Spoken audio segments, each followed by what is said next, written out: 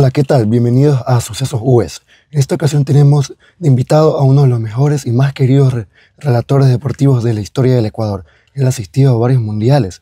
También tiene más de 36 años de trayectoria.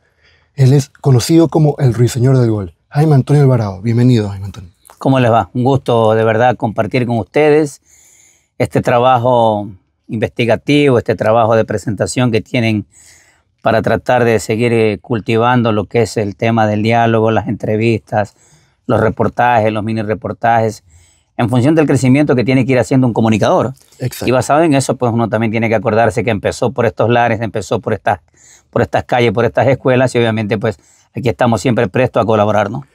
Bueno, la primera pregunta, muchas gracias por esas palabras, tiene que ver también con lo que es el periodista. ¿Qué se hace para volver a tener la garganta normal después de tantas entrevistas, después de tantas cosas? Bueno, dicen que para todo es un tema de un don. Tú tienes un señor padre locutor que es magnífico, que lo escuché en las mañanas también, ¿no? Y uno dice, bueno, no podrás tener de pronto la mejor voz, pero la vas cultivando, se te va haciendo familiar ya con el tema del paso del tiempo. La gente se va acostumbrando y el oído es algo fundamental para tratar de identificar a esas personas, ¿no? Hay mucha gente que te dice, oye, de pronto no te vio, pero dice, yo esa voz la he escuchado, yo esa voz la conozco. Usted es fulano de tal, entonces te van comenzando a identificar solamente por el tema del timbre, la voz, la forma que tienes de saludar, de presentarte, ¿no? Y eso es fundamental en la vida. Siempre poner los pies sobre la tierra y saber de que uno camina por esos lares y que lo que se lleva de esta profesión es ese respaldo, ese aprecio, ese gesto que tiene la gente cuando te identifica y cuando se da a conocer, ¿no? Claro, yo he visto varias veces que usted tiene mucho cariño por las personas.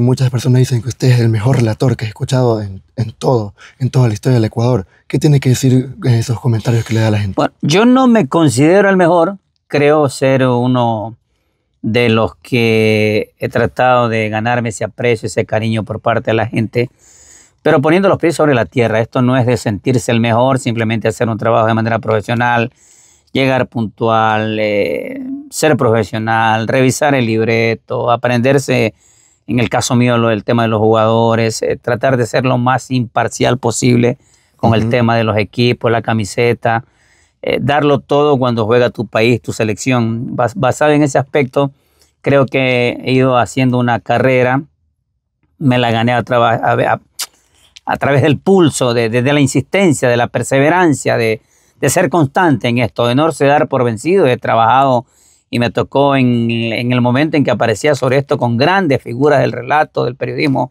deportivo ecuatoriano, pero sí es bueno irte a base de empuje, de tesón, de no darte por vencido. Un tema de, ¿sabe qué? El sacrificio, la permanencia es algo que te lleva a encontrar justamente esta posibilidad. Y creo que eso lo hace a una persona madurar, crecer, llegar a tener ese afecto de la gente. Y creo que sí, basado en eso, no soy el mejor por si acaso, no deben de haber muchísimos mejores en el fútbol ecuatoriano, relatores, periodistas, aquí en mi país y a nivel del mundo, pero simple y sencillamente creo que con trabajo, con tesón, con esfuerzo, traté de ganarme un espacio, ¿no? Es muy importante lo que usted dice, cada quien tiene su punto de vista. Para mí usted es el mejor, por eso lo admiro y por eso lo escogí para esta entrevista. Y porque usted es uno de los mejores, como usted lo dice, no se considera el mejor, pero para mí sí lo es. Quería preguntarle cómo fueron sus inicios. Uno recién está comenzando en el ámbito del periodismo y también en el ámbito del periodismo deportivo. Quería conocer cuáles fueron sus primeros inicios. Bueno, yo soy de provincia. Yo vengo de la provincia de Los Ríos. Estudié en Ventanas en un colegio 6 de octubre. Vine a estudiar en la universidad acá cuando la Faxo todavía funcionaba en la avenida Olmedo. Y luego nos trasladaron allá sobre Urdesa, en el sector de Miraflores, Mapasingue. Bueno, no me licencié porque me dediqué a trabajar muy temprano, ya por el Mundial del 98 para Francia. Comencé a trabajar en ese entonces en RTS, Telesistema en ese entonces, hoy es RTS, ¿no? Y comencé a trabajar desde ahí, hacía periodismo con una cámara Betacam que existía en ese entonces, que me la daban solamente los fines de semana para hacer el trabajo en el programa deportivo Copa. De lunes a viernes la cámara iba enfocada en lo que tiene que ver con noticias, Y en el mínimo espacio, cuando los compañeros iban a lonchar, a almorzar en el mediodía, me decían, la cámara la tiene ahí una hora. Y con esa hora yo tenía que ingeniármelas, inventármelas qué iba a hacer durante esa hora, porque la cámara era exclusivamente para noticias. Los fines de semana sí la tenía deporte, ¿no? Y bueno, hacíamos el tema de cobertura de los partidos, Serie A, Serie B, Segunda. Había mucho material, había básquet, había boxeo, había de tanto en los fines de semana, y yo nutría durante el fin de semana mucho material para poderlo compartir. No teníamos un programa como tal, era un segmento de la noticia incluido deportes, una miscelánea de deportes que le poníamos ahí en 2-3 minutos, y con eso yo me sentía agradecido. Hasta que fue ganando tiempo, vino el Mundial de 90, un poco más afincado, me tocó ya ser panelista, iba ascendiendo poco a poco de reportero, de que mándenme en las calles, madrugando en los aeropuertos, teniendo la noticia y la vocación para tratar de llevarla en ese aspecto, y fui ganando un espacio en 6 meses sin ganar un solo centavo. Me daban un viático los fines de semana. A los 6 meses recién me marcaron mi primer contrato. ¿A los 6 meses? A los 6 meses de trabajar ahí. Y tuve mi primer contrato a los 6 meses. Y luego ya sí, me afinqué, trabajé por 18 años en ese canal al que le debo muchísimo. Fue mi casa, la sigo considerando así, me dio a conocer, me dio un espacio, me dio una familia, me dio un estatus acá para manejarme con la gente. Luego trabajé como en Radio Super K 800, donde fui su director 11 años. Fui hasta su gerente en determinado momento, fui 11 años director. Fueron los medios en los que me catapulté, me cultivé, logré gritar el gol de Caviedes que nos llevó por vez primero a un mundial, allá por el 7 de noviembre del 2001. Y luego hice los mundiales 2002 en Corea-Japón, 2006 en Alemania, 2010 en Sudáfrica, no fue Ecuador, 2014 en Brasil, volvió a jugar a los mundiales, 2018 no fui, no me llevo con Putin, no mentira, esto es una broma nada más. Y el 2022 en Qatar, donde volvimos a nuestro 4º mundial. Y acá me abrieron las puertas en la Radio Redonda, en plena pandemia. Nos habíamos quedado trabajando para el canal del fútbol en un momento, en un proyecto que arrancó allá por el 2020, antes de eso.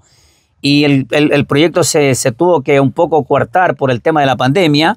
Claro. No nos sacaron, sino que dijeron, miren, señores, los que quieran continuar bajo este proyecto está, pero miren cómo está la situación. Así que bueno, nos alejamos del canal y abrimos la puerta con la gente de la Radio Redonda, a la cual le debo muchísimo también, porque es una radio muy querendona, una radio que está pegada en lo que tiene que ver con las transmisiones deportivas, con el acontecer deportivo, la nueva mecánica, la nueva forma de llegar a comunicar con espacios a nivel de televisión, redes sociales, es decir, vino un todo formando, ¿no? Claro. Me ha vuelto a llamar el canal del fútbol cuando se abre el tema de la Liga Pro, así que estamos en el canal del fútbol y estamos en la Radio Redonda, muy agradecidos con este trabajo.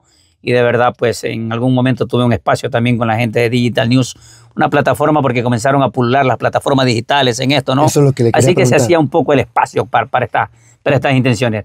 Pero ese más o menos ese es el ruiseñor del gol, el Jaime Antonio, que tiene sus añitos en esto, pero que nunca ha dejado de ser el mismo. Que cuando llegó a esta ciudad, que cuando se me abrieron las puertas, que la gente que de alguna otra manera saludo, no etiqueto a las personas. Yo saludo al que limpia la calle, saludo al que está en el mercado, saludo al que está en la mecánica, saludo al que anda con corbata bien acicalado, saludo a todos. Para mí las personas todas son iguales. Trato de borrar mi pasado si en algún momento me equivoqué, tratar de ser mejor persona, mejor profesional, mejor gente. Así que aquí estoy con ustedes. Eso es algo muy importante de valorar, de que uno tiene que mejorar, tiene que también resolver, como que si comete un error, tratar de ser mejor para como que olvidarse de eso.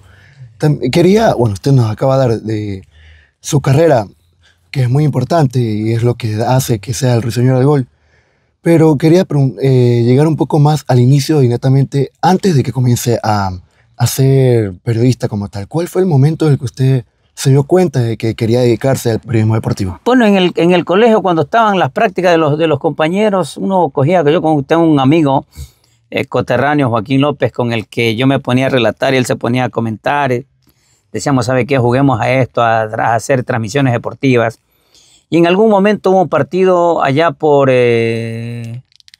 habrá sido 90, 89, 90, Barcelona, jugaba contra el Deportivo Quito, Estadio Alberto Spencer Herrera ahora, en ese entonces se lo conocía como el Estadio Guayaquil, y apareció un candidato que andaba en apogeo político, irrumpió, pero no había sido él, había sido el hermano, irrumpe en el sector de las tribunas y viene una de las mallas estas del Estadio Modelo y la tiraron abajo, ¿no? Porque hubo el lanzamiento de gas pimienta, entonces la gente se formó un revolú ahí y hubo mucha gente que se cruzó del sector de la tribuna hacia el sector de los palcos o zona mixta ahora acá en lo que tiene que ver con el estadio modelo, donde está en el tema de las cabinas, ¿no? Claro. Entre esas personas fui yo. Estaba expectante del partido, me crucé y me paré debajo de donde están las cabinas de radio. En ese entonces pululaba mucho la CRE, muy radios atalaya, muy radios tradicionales, ¿no? Entonces yo miraba a estos personajes que estaban ahí, parados así, y yo me dije entre mí, algún día tengo que estar ahí. ¿Usted lo decretó? Sí, porque estaba con eso, yo quería hacer eso. En la vida hay que quererlo, proponérselo y llegar, tocar puertas. Fui, toqué puertas en su momento con mi amigo y habían compañeros que yo los considero ahora, no que los hemos superado porque la vida se presenta así, pero los veo a ellos donde los encontré, que no lograron subir, y uno logró escalar, y no pisoteando ni menospreciando a nadie, trabajando, sino a base del esfuerzo, el trabajo, la convivencia, el tratar de proponértelo, ¿no? Bueno, pero te decía, yo quería estar, y yo dije, algún día tengo que estar ahí. Bueno, lo logré, porque en ese estadio logré transmitir mis primeros partidos justamente en el estadio hoy conocido como Alberto Spencer Herrera, para una radio que nos dio la oportunidad, que era emisora Gran Colombia y desaparecida allá en el mar, de lo que tiene que ver, esa radio era de Quito, y conseguía personal de Guayaquil para transmitir ciertos partidos. Uno de los partidos fue ML Deportivo Quito.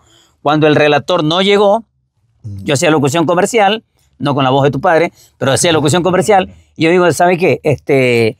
No llega el relator, ¿no? Entonces dije, bueno, lanzan la devaluada moneda, el Sucre estaba por devaluar, si hubiera devaluado nuestra moneda, qué sé yo, y me puse a relatar. La dueña, que era una señora, le dijo al relator que ya no vaya más, que yo iba a relatar los partidos. Me sentí un poco incómodo porque era un amigo, pero me sentí un poco incómodo, pero bueno, había que hacerlo, ¿no? Y de esta manera, ahí empezó todo esto.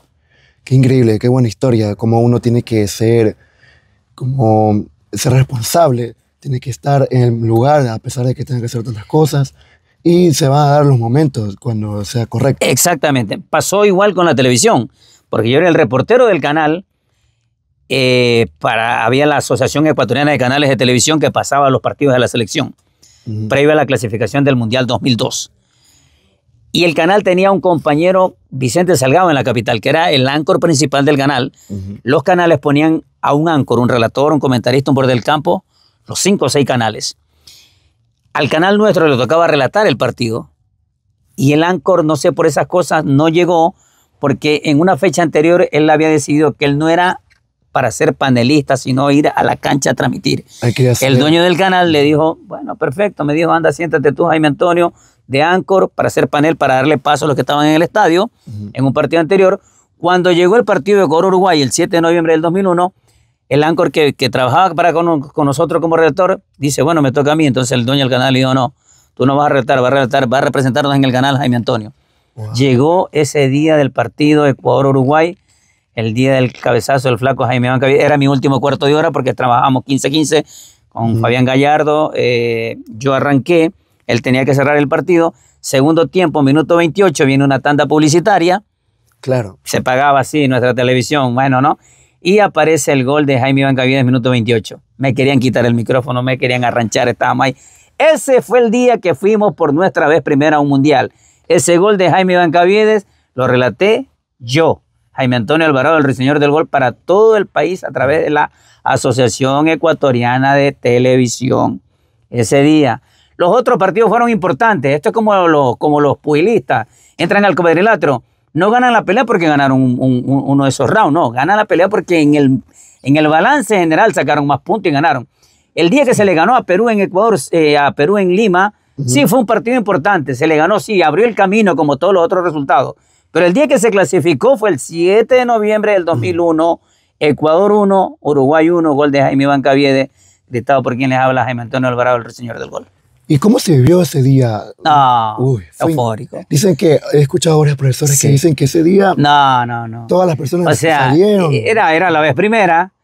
Era la vez primera que se lograba un objetivo después de tantos años, tanto bregar, tanto insistir.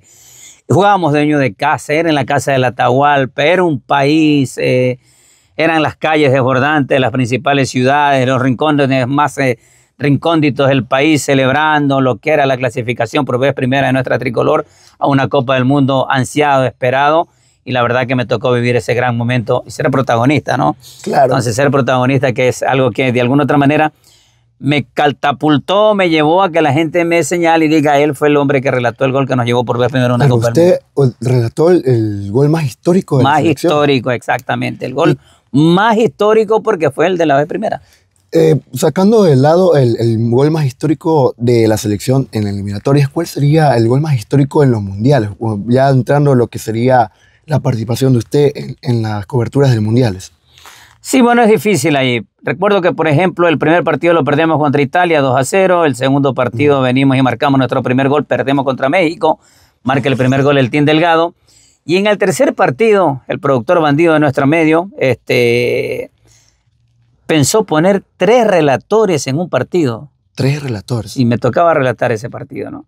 Hubiese sido de pronto, digo, el gol o la victoria, porque se consigue la primera victoria con el gol de Quinito Méndez, ¿no?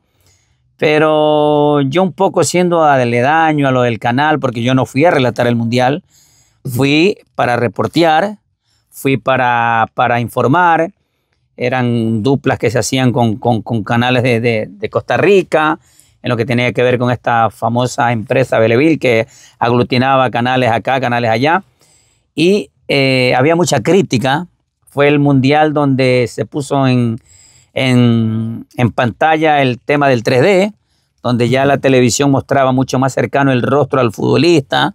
Entonces mucha gente que conocía de fútbol comenzó a criticar a nuestros relatores. Entonces nuestros relatores, acostumbrados a tener hermosa voz, buen timbre, buena diafragma, bueno, todas estas cosas, pero no le atinaban, ¿me entiendes? No le atinaban a los jugadores. Entonces vino el dueño del canal en ese entonces y dijo, para que me critiquen con los extraños, que me critiquen con los míos, dijo así, ¿no? Mi querido doctor, un abrazo para usted, doctor Carlos Muñoz Inso. Oiga, me dijo, tú relatas. Así me hacía a mí, yo, pero ¿cómo voy a relatar un mundial? Tienes que relatar, me dijo así. Wow. Y empezamos a relatar, bueno, me terminé quedando para relatar la final que la gana Brasil, que de ahí no ha vuelto a ser campeón en el 2002, acuérdate de esa final contra Alemania, con goles ahí de Ronaldo y todas estas cosas que se dieron. Bueno, ese fue uno de los mundiales, hice dupla ahí con Rudy Ortiz Iriarte, un grato amigo, a quien lo aprecio y lo considero muchísimo, él andaba por la CRE, así que relaté esa primera vez que relato en un mundial, relato la final del 2002, Ecuador, Brasil que le ganó y fue campeón Brasil, logró su 5º título a nivel del mundo. Me parece que fue un mundial magnífico también para nosotros, ¿no? Claro, muy importante. También usted tocó el tema de esa persona que le dijo que tiene que relatar. ¿Usted considera que él fue su mentor en todo esto? Por lo menos en televisión. Bueno, no sé, porque a la final él tomó una decisión como dueño de la marca en vista de la lluvia de críticas que se recibía, porque no era la lluvia de críticas, siempre te enmarcan al medio, ¿no? Y luego te cuestionan con la persona. Pero tú como dueño de esto tienes que decir, oye, bueno, ¿y aquí qué estoy haciendo? Me están dando palo. Y entonces llovía las críticas por todos los lados de la función, el papel y el desempeño que venía haciendo un poco ahí la cadena. Y dijo para que me critiquen con los de afuera, refiriéndose a los otros relatores que ya estaban entrados en edad y que pronto ya no veían mucho, qué sé yo, por la distancia que había entre la cancha y los partidos que se jugaban, ¿no? Entonces dijo, bueno, que me critiquen con los míos. Yo sí había relatado partidos el canal comenzaba a transmitir ya Serie B, Serie A, los del Manta. Entonces digo, bueno, que me critiquen con él. Entonces empecé a relatar. Entiendo que no lo hice tan mal. No es que fui un erudito ni que fui sobresaliente. No lo hice tan mal en relación a lo que venía pasando. Y terminé quedándome de ahí para allá, pues, por ejemplo, para el Mundial 2006. En cambio, di el puntapié inicial. El partido inaugural entre Alemania en Alemania 2006 contra Costa Rica. Entonces ya ahí me tocó hacer la inauguración y todas estas cosas. Y de ahí para acá he venido transmitiendo mucho fútbol, ¿no? Entonces, si él no fue su mentor, ¿usted quién considera que fue su mentor? Yo entiendo que la vida. La vida. La vida, hay personas que sí, porque si él no me hubiese dado la oportunidad de relatar, por ejemplo, por la Asociación de Canales, no hubiese cantado el gol de Caviedes, ese 7, ¿no? También. Entonces todo tiene un pro, un contra. Una persona que me abrió las puertas en el canal, que me hizo panelista, que me hizo relator, que me hizo informador. Era parte de su grupo, me llevó a un mundial, el primer mundial, no iba como relator porque habían cadenas que se aproximaban, radios que llegaban y decían, aquí va mi talento, entonces hacía una especie de alianza para lograr estos objetivos, pero no daban la medida, o sea, no estaban en ese andarivel, ¿no? Ecuador volvía o jugaba, ¿qué volvía? Jugaba por ver primero un mundial, claro. Y era otra cosa, relatar un mundial sin tu selección y relatar un mundial ya con tu selección, los partidos eran acá de madrugada, 2 de la mañana, 3 de la mañana, era... el clima, el ambiente, todas estas cosas. Entonces, Una cosa es que los hubiesen criticado sin tu selección y otra cosa era con los nuestros ahí, ¿no? Claro, entrando en un tema más de los que no nos gusta hablar, de la muerte de los jugadores, ¿cómo usted vivió o cómo usted se dio cuenta que se vivió el momento en el que murió Otilino Tenorio? Bueno, en la de Otilino Tenorio yo había participado, por ejemplo, de la de Carlos Muñoz. También la de Carlos Muñoz. Carlitos Muñoz había jugado ese partido con Nacional, en el camerino no me dio entrevista, me dijo que era uno de mis canales, el programa que más lo criticaban a él. Entonces me dijo, no por ti, dice, por los que están ahí, porque estaban los panelistas, ¿no? Y dice, no te voy a dar entrevista. Bueno, pasó. Lo mismo pasó, por ejemplo, con Chiriboga, el arquero del Nacional, ese día que se proclaman campeón en el Estadio Monumental. También no me daban la entrevista porque lo criticaban los panelistas.